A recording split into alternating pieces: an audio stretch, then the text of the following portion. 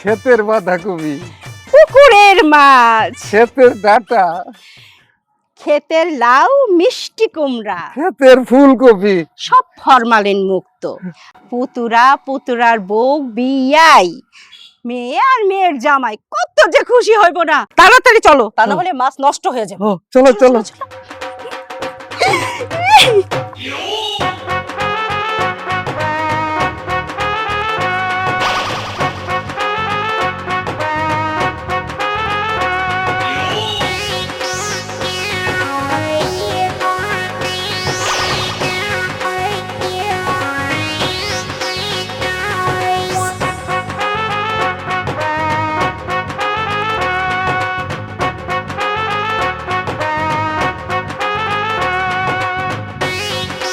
মা শেফা, শেফা, বিয়াই সাহেব কই গেল? এই শেফা,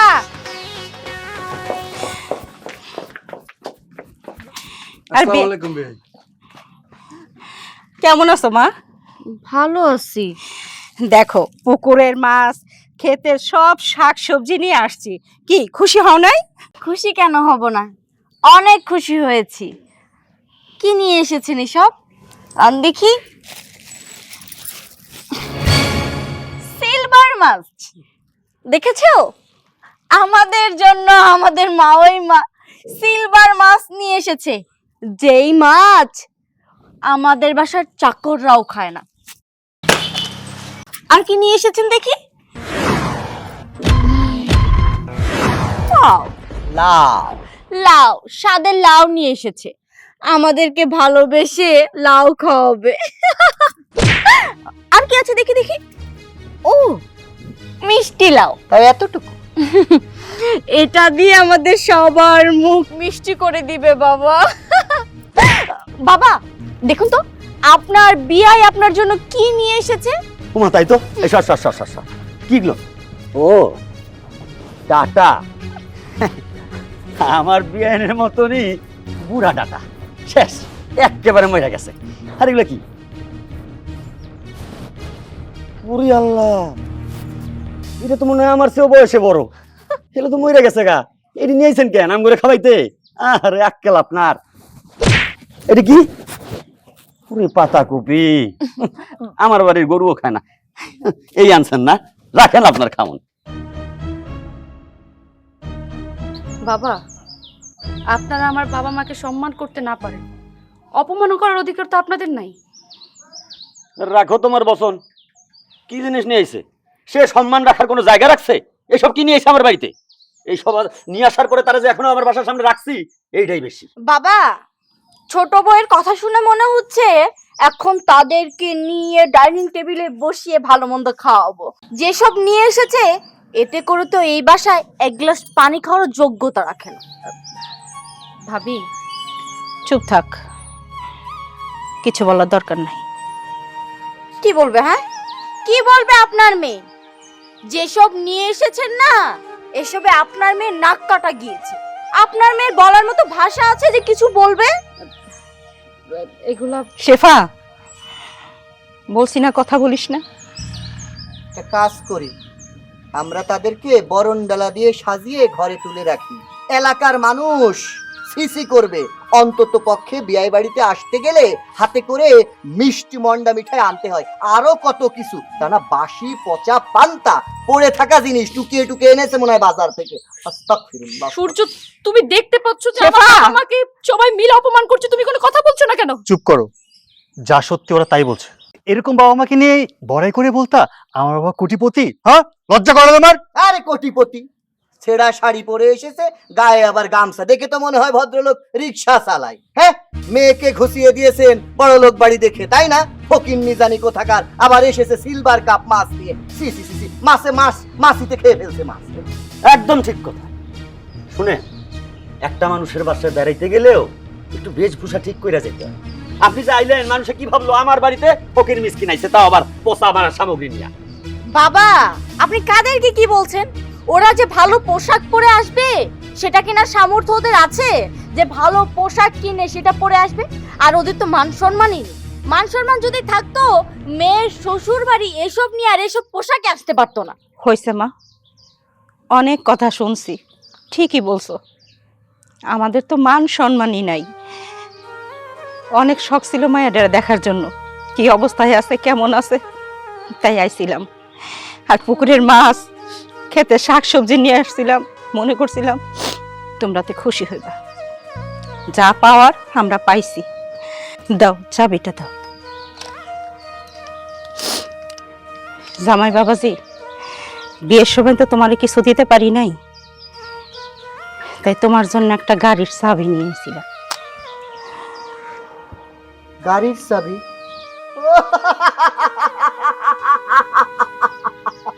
আব্বা, তোমার ছেলের জন্য অটো রিকশার চাবি দিয়ে আসছে। একদম ঠিক আছে, পোশাক আশাক দেখে এটাই মনে হচ্ছিল। তা এটা কি ব্যাটারি চালিত রিকশা না অটো রিকশা? আব্বা, এখন থেকে সূর্য অটো রিকশা চালাবে।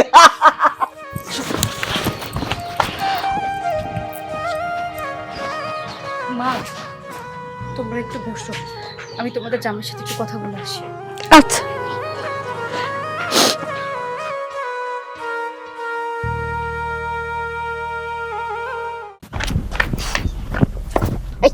কি শুরু করছো? হ্যাঁ, বারবার যে অটোর চাবি করতেছো, আমি যে বোঝানোর চেষ্টা করতেছি একটু তো বুঝতেছো না। আরে তুমি আমার পাগল মনে করতেছো? এটা অটোর চাবি। আরে এটা অটোর চাবি না, দেখছো চাবিটা কত সুন্দর আর বড়। অটোর চাবি কেমন হয় নাকি? আমার বাপ তো অটো চালায়, এতটুকু একটা চাবি কত দেখছি আমি।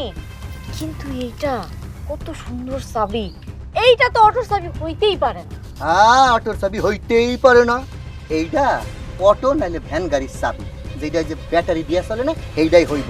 আর এর সাথে এই যে কালো কি একটা যন্ত্র আছে না, এইটা হচ্ছে সাউন্ড বক্স। দেখবা অটোর মধ্যে গেলে গান চালায়, ডুকুর ডুকুর ডুকুর ডুকুর, এটা রিমোট কন্ট্রোল। না, দেখছো এটা কি সুন্দর। আমার কি মনে হয় জানো, এটা ডিজিটাল রিমোট। এটা দিয়া বিএমডব্লিউ, মার্সিডিজ ওগুলা লক খুলে লক করে, ডিজিটাল যুক্ত। আর এই চাবিটা ওই গাড়িরই হইব। কম হইলেও তো গাড়ির দাম 40-50 লাখ। মাথা পাগল হয়ে গেছে? 40-50 লাখ টাকার কথা কইতাছো তুমি?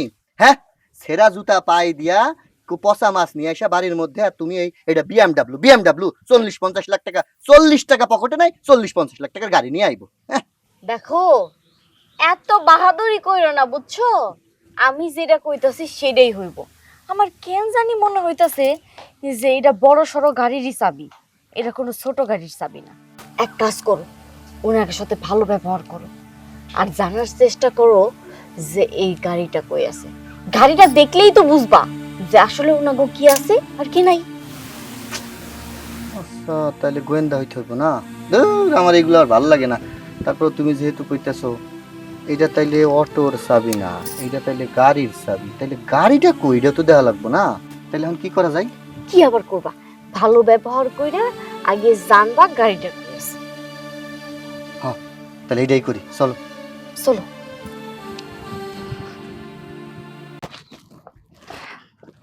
কি ব্যাপার, তুমি ওখান থেকে রাগ করে চলে আসলে?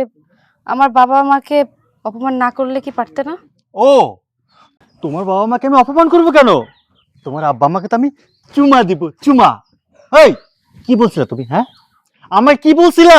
যে আমার বাবার হ্যান আছে, ত্যান আছে, গাড়ি আছে, বাড়ি আছে, কোটি কোটি টাকা আছে, তাই না? তা তো দেখতে পারলাম, তাদের পোশাক দেখেই বুঝতে পারলাম তারা কতটা বড় লোক। তার মানে একজন মানুষের পোশাক দেখে তাকে বিবেচনা করো? আমার বাবার ব্যাংক ব্যালেন্স তুমি তো কখনো দেখোনি, তার কাছ থেকে তো অ্যাকাউন্ট নাম্বারও চাওনি, তাহলে তুমি কিভাবে জানলে যে আমার বাবার অ্যাকাউন্টে টাকা পয়সা নেই? অ্যাকাউন্ট? এই, তোর বাবার আবার অ্যাকাউন্টও আছে নাকি? আরে দেখে তো মনে হচ্ছে কি ফকির, রাস্তায় তো ভিক্ষা করে। আর তুই কি বললি তোর বাবার অ্যাকাউন্টে কি কারি কারি টাকা আছে? তোর ভাবসাব দেখে তাই মনে হচ্ছে। আরে ফকিনীর বাচ্চা, এখন থেকে কথা বলে সাবধানে বলবি। এখন থেকে তোর নিজের অকাত বুঝে তারপর কথা বলবি। আর কি বললি তোর বাবার ব্যাংক ব্যালেন্স? এই ফকিরের আবার ব্যাংক ব্যালেন্স কি রে? তোর বাবা দেখেই তো বুঝতে পারছি সে কতটা পয়সার মালিক হতে পারে। আরে তোর কথা শুনে, তোর কথা বিশ্বাস করে আমি আমার ভাই ব্রাদার বন্ধু বান্ধব সবার কাছে বলে বেড়াইছি যে আমার শ্বশুরবাড়ি অনেক বড় লোক, অনেক কোটিপতি, ধন সম্পদের মালিক। এখন আমি মুখ দেখাবো কি করে? আমার তো লজ্জা লাগতেছে। তোর লজ্জা লাগে না? সূর্য, পোশাক দেখে একজন মানুষকে কখনো মাপা যায় না। তার কি আছে না আছে সেটা আমি অনেক ভালো করে জানি। সে আমার বাবা, তার সাথে তোমার অবশ্যই ভালো ব্যবহার করা উচিত ছিল। সময় হলে সবকিছু জানতে পারবে আমার বাবার কি আছে কি নেই। আচ্ছা বাবা, আচ্ছা ঠিক আছে, তাহলে আমি অপেক্ষায় রইলাম। কবে আমি আমার শ্বশুরের এই টাকার পাহাড়টা দেখতে পাবো? ঠিক আছে, আমার বাবার কি আছে না আছে সেটা আমি তোমাকে নিজ চোখে দেখাবো। দাদু, তুমি বলে কি করতেছো? আচ্ছা একটা কথা বলো তো, তুমি কি জানো আল্লাহ যখন খুশি হয় তখন প্রথম কি করে? যদি আল্লাহ তাআলা কারোর উপরে খুশি হয় তাহলে প্রথম দৃষ্টি দান করে, আর যদি এরপরে কারোর উপরে খুশি হয় তাহলে তার ঘরে একটা কন্যা সন্তান দান করে, আর যদি এরপরে আরো খুশি হয় তাহলে মেহমান পাঠায়। আর তুমি সেই মেহমানের সাথে এরকম করতেছো? আরে রাখ তোর জ্ঞানের কথা, এসব হাদিস আমিও জানি। সেটারও মেহমানের একটা লেভেল আছে। এটা কোনো মেহমান হলো? কি নিয়ে আসছে? ওরা যা নিয়ে আসছে সেটা আমার বাড়ির চাকর বাকরও খায় না। ওর থেকে বড় বড় মাছ আমার ফ্রিজে আছে, ওর চেয়ে বেশি মাংস আমার ফ্রিজে আছে, আর ওরা খাবার নিয়ে আসছে। আর এই মেহমানরা আমি মাথায় তুলে নাচুন না? আচ্ছা দাদু, তুমি এত অহংকার কেন করতেছো? ওরা তো আমাদের নিজের লোকই। আচ্ছা তুমি তো পারতে তাদেরকে ঘরে নিয়ে একটু সম্মান জানি কথা বলতে, আর তা না করে তুমি এরকম করতেছো। দাদু শোনো, একটা কথাই আছে, অহংকার পতনের মূল, আর তোমার না একদিন পতন হবে। দাদু, তুমি তো গিয়ে তাদের বাড়ি দেখো নাই, তারা কি ধনী নাকি গরিব? আচ্ছা তুমি মারা গেলেও তো সেই 3.5 হাত কবর যেতে হবে, আর ওনারা মারা গেলেও তো সেই 3.5 হাত কবর যেতে হবে। তখন তার কবরে লেখা থাকবে না কে ধনী তার থেকে ভালো? তুমি অহংকার বাদ দিয়ে তাদের সাথে গিয়ে ভালো মতো কথা বলো, তাদেরকে আপ্যায়ন করো। দাদু, তুমি কি সেদিনের কথা ভুলে গেছো? যেদিন তোমার জ্বর ছিল, তুমি তো বিছানা থেকে উঠতে পারছিলে না ওয়াশরুমে যাওয়ার জন্য। সেদিন তুমি আমার বাবাকে ডেকেছো, সে যায়নি। আমার চাচু, তাকেও ডেকেছো, সেও তো গেল না। আর আমার মা তো তোমাকে একবার গিয়ে দেখেও আসলো তোমার কি প্রয়োজন না প্রয়োজন, কিন্তু শেষ পর্যন্ত আমার ছোট চাচি তোমাকে ওয়াশরুমে নিয়ে গেছিল। সে একজন মহিলা মানুষ হয়ে তোমার হাত ধরে নিয়ে গেছে, তুমি ভুলে গেলে সে কথা? শোনো না, তাকে দেখলে এখনো বোঝা যায় মানুষের ভিতরে এখনো মানবতা আছে। তুমি যাও, আর একদম দেরি করবে না, তাদেরকে ঘরে নিয়ে আসো। দাদু ভাই তুই ঠিকই বলছিস। আসলে আসলে আমার চোখে অহংকারের পর্দা পড়েছিল। আমি কে ভালো কে মন্দ, কার ভিতরে মায়া আছে, আমি সেটা চিনতে পারি নাই। আসলে তো আজকে মরলে কালকে 2 দিন। এই যে মানুষটা এখন আছি, একটু পরে হয়তো থাকবো না, কিন্তু যে আচার ব্যবহার করে যাইতেছি এটা নিয়েই তো মানুষ আমারে মনে করবে।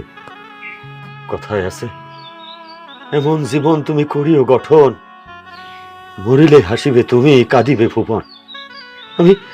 আমি এত বড় প্রবাদটা ভুলে গেছিলাম রে দাদু ভাই, ভুলে গেছিলাম।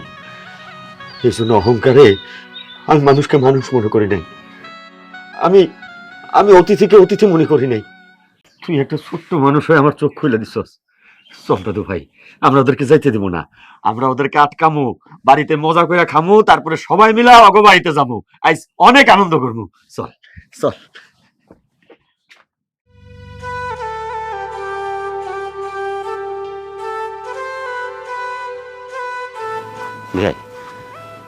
বিয়াই আমার ক্ষমা করে দেন, আমি আসলে আপনার সাথে খুব খারাপ ব্যবহার করে ফেলছি।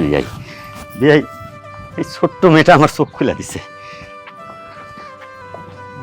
মা তাই সাহেব বলছি, এই যে অটো গাড়ির চাবি দিলেন, কিন্তু গাড়িটা কোন জায়গায় রাখছেন এটা যদি একটু দিতেন দেখতাম আর কি।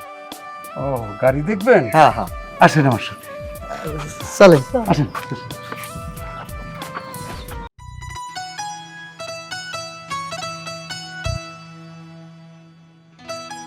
কই অটো রিক্সা কই? বাবাজি, অটো রিক্সা দেখতে চাইছিল না? এইটাই আমার অটো রিক্সা। হ্যাঁ, এটা তো গাড়ি, এটা তো অটো রিক্সা না। সত্যি সত্যি? হ বাবা, ওই যে তালা দেখতেছো না, ওটার মধ্যে টিপ দাও। আল্লাহ, হ্যাঁ তো ওমা, এ তো কাজ করে। তাহলে এইটাই গাড়ি। দেখছো, আমি তোমারে কইছিলাম না, বিশ্বাস হলো এবার? আচ্ছা ঠিক আছে। বলছি তাও সাহেব, মা ওই মা, আপনারা তো তাইলে সত্যি সত্যি কোটিপতি, এত বড় গাড়ি, তা আপনাদের এই পোশাক আশাক ফকিন্দির মতো কেন? আমি বলছি, আমার বাবা মা এই বাড়িতে আসার আগে আমার সাথে ফোনে কথা হয়েছিল। তখন তারা আমাকে বলেছে আমাদের বাড়ির প্রত্যেকটা মানুষকে তারা একবার হলেও পরীক্ষা করতে চায়। এই বাড়ির মানুষগুলোর মন মানসিকতা কেমন, চাল চলন আচার আচরণ কেমন, মানুষকে কতটা সম্মান করতে জানে, এটা তারা যাচাই করতে চাইছিল। কিন্তু আমার বাবা মা যখন এই বাড়িতে আসলো, তাদের পোশাক আশাক এবং তাদের হাতের বাজার সদাই দেখে যখন আপনারা আমার বাবা মাকে তুচ্ছ-তাচ্ছিল্য করছিলেন, তখন আমি কিন্তু বারবার কথা বলতে চাইছিলাম, কিন্তু আমার মা আমাকে কথা বলতে দেয়নি। কারণ তারা আপনাদের আসল চরিত্র দেখতে চাইছিল। গরিব ছোট লোক হলে তাদেরকে তুচ্ছ-তাচ্ছিল্য করা যে আপনাদের একটা প্যাশন, এটা আমার বাবা মা হাড়ে হাড়ে টের পাচ্ছে। আপনারা জানেন, এই যে আমার বাবাকে লুঙ্গি, ফতুয়া, গামছা পরতে দেখতেছেন, আমার বাবা কিন্তু একজন কৃষক। সে কিন্তু মাঠে কাজ করে, কিন্তু হ্যাঁ, মাঠে কাজ করলেও সে কোটিপতি। কারণ আমাদের মাঠে প্রায় 200 বিঘার উপরে জমি আছে। আমার বাবার আন্ডারে মিনিমাম 400 কর্মচারী কাজ করে, যারা মাঠে কাজ করেন। আমার বাবার মাছের ঘের আছে, যেখানে টনে টনে মাছ চাষ হয়। গরুর ফার্ম আছে, যেখানে শতাধিক গরু আছে। এই যে গাড়িটা দেখতে পাচ্ছেন, এরকম কয়েকটা গাড়ি আছে বাবার, কিন্তু গাড়ি চালানোর মতো লোক নেই। আর আপনারা সেই মানুষটাকে তুচ্ছ-তাচ্ছিল্য করছেন শুধুমাত্র পোশাকের কারণে। দেখেন, পোশাক দিয়ে মানুষকে বিবেচনা করা যায় না। একটা মানুষ যদি গরিবও হয়, তাকে তুচ্ছ-তাচ্ছিল্য করা কিন্তু আমাদের উচিত না। প্রত্যেকটা মানুষের কিন্তু সম্মান আছে, সেই সম্মানটুকু আপনারা দিতে জানেন না। আপনারা যা করেছেন তাতে আমি আমার বাবা মার কাছে ছোট হয়েছি। আমি আমার বাবা মার কাছে গর্ব করে বলেছিলাম, এই পরিবারের প্রতিটি মানুষ সহনশীল, মানুষকে সম্মান দিতে জানে। কিন্তু আপনারা আজকে আমার বাবা মার সামনে আমাকে ছোট করেছেন। তাই আপনাদের মতো নিম্ন মন মানসিকতার মানুষদের সাথে আমি একসঙ্গে বসবাস করতে চাই না। বাবা মা, চলো আমরা চলে যাই। শেফা, বোন আমার, মেয়েদের বিয়ে হয়ে গেলে তার আসল ঠিকানা হয় শ্বশুর বাড়ি।